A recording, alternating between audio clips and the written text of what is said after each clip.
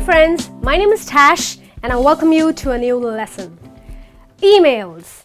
We have to write a lot of emails these days. We receive a lot of emails, we send a lot of emails, we read through a lot of emails. However, how effectively do we write emails? It's very, very important. As a professional, you should really write well, because I personally think that what you are or how you are as a person definitely reflects in your writing. So today I'm going to help you with 6 tips to write an effective email. So let's get started. The first one says subject line. Let's see if I have written something like this. Emergency. Okay. Please read urgently. Now, what I think is an emergency, or maybe what I think is urgent, is not necessary that you also think it's urgent. Or if I have to say something like, say important, please read, it's important. But how am I supposed to understand that what I think is important is also important to you? Of course not. This is absolutely wrong. Because nobody is going to look at your email if this is your subject line, because he or she would think that he has more important work to do and he would not want to read this email. Instead of announcing in your subject line that the content of your message is so important, why don't you write an informative subject line? When I say informative, I mean you could write something like maybe emergency,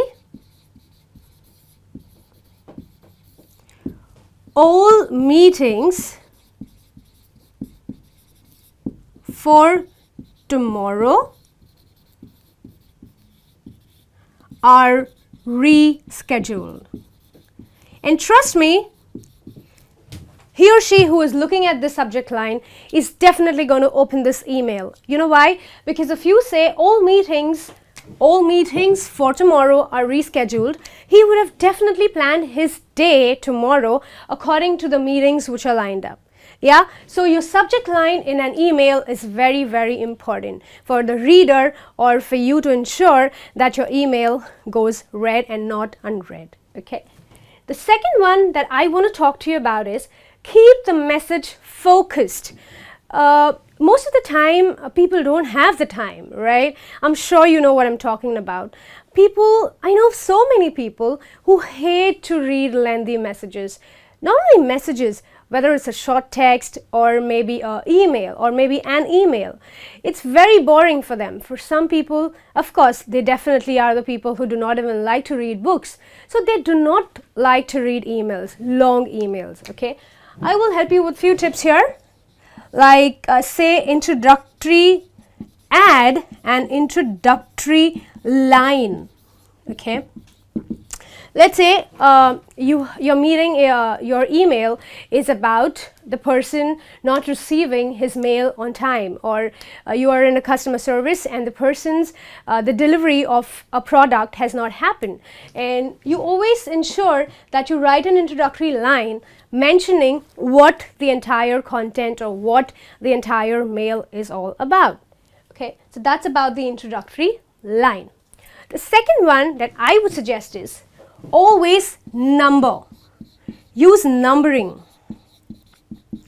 It is very easy when you use numbers or bullets for the person or for the reader to understand the points and to read them through correctly and not to miss any of them. Okay. The next one says caps. It's it's mandatory in fact to use caps wherever required and small wherever required. If you write in all caps, it's definitely going to look like you don't know how to write. Okay, and if you write all small, you probably look like a lazy teenager who is just writing a mail for the sake of it. Okay, so always keep your caps and small only focused or related to where they're supposed to be. Keep them limited to where they're supposed to be. And over here the next point is short message. Okay, Always ensure that your messages are short. Write in paragraphs. Okay, when you write in paragraphs, it's very easy for a person to read through it correctly and to read every line. Like I told you, people don't like to read a lot of long messages, and some people hate reading. Trust me, I know some people who just hate reading. For those kind of people, and of course for everybody, your message, if you want your email to look good, always write in paragraphs so that it's understood clearly. Okay. The next point says avoid bulky attachments. I would suggest that you keep an attachment maybe to a 2 MB or a 3 MB. Usually what happens is when you send bulky emails, I mean bulky attachments on your emails or along with your emails, there are many chances of them to go into spam, or say it eventually goes into a junk, and you don't even realize that your reader has not received that email, which of course is very bad. Or instead, what you could do is you could always paste a link which helps them to download that attachment and read it for themselves, which by that way you know that your email has reached the person, one, and the attachments have also been read. So try and avoid bulky attachments. The next one is very important as a professional. It says, be kind, don't flame. Let's say you're writing an email and you're not in a good mood, okay? You're already fuming and it's a very important mail that you have to reply to. So if you feel that you're not in a good mood, or you're not in the right frame of mind, just go and grab a coffee for yourself, relax, soothe yourself, and then sit and write. And still, if you feel that you cannot write it right now, either call the person you want to write the email to, or take your time, tell the person you'll reply as soon as possible, and do it after some time. Because you really you won't be impressed by yourself if you write to somebody rudely and then face the person the next moment, right? As a professional, you don't want to do that. So be kind and don't flame. The next point says formal versus informal emails. Okay, let's see. I'm sure you can relate to this. Please read my message and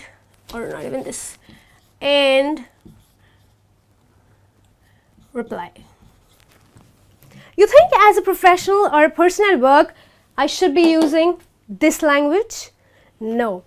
Linguistic shortcuts, which we use these days, are good for text messages or when you're casually writing to your friends, but not in an email. Okay, you need to first decide whether you need to write a formal email or an informal email. It's just like sharing a cold pizza with maybe your friend or a close or a family member for that matter. Would you do that on your first date or when you're with a dignitary? No, you will just not love to do that, because it clearly shows that you were just not ready for that meeting, or you were just not ready for that, right? So always decide whether your reader wants a formal or an informal approach, okay? So it's very important you distinguish between formal and informal emails and the way you are going to write it. Please don't use linguistic shortcuts. It is just very offensive at times. Yeah. And the last point here says proofreading. When I say proofreading, what does it mean? Yes, it simply means read through your email once again. If you are writing to your superior or somebody at a higher position in the company, always ensure that you have read through your email. Yes, we are lucky that we have something called a spell check. However, it's going to only find out or pick up some typo errors, okay? But it's you who can do justice to the way you have written. Go through the entire email word by word if it's that important to you and the person who is reading it is important, and then analyze whether or check if you have made a mistake somewhere or no. Also, if you think it's that important, if you're not satisfied with what you have read or the way you've written it, get a colleague to go through it and see if there are any mistakes. Because remember, as a professional, whatever you write is either in favor of you, okay, or against you, because it's all on record. Okay, so you don't want to goof up or you don't want to make a mistake there. Okay, so friends, we've seen 6 tips to write an effective email. I'm sure these tips are going to help you because you and I write so many emails every day. We receive so many emails every day and we read through so many of them every day. So these points are definitely going to help you. So use them constructively in your email writing and I'm sure it will help you. Okay, so that's all from me for now. Keep watching, keep learning. I'll be back with a new lesson next time. Till then, thank you and take care.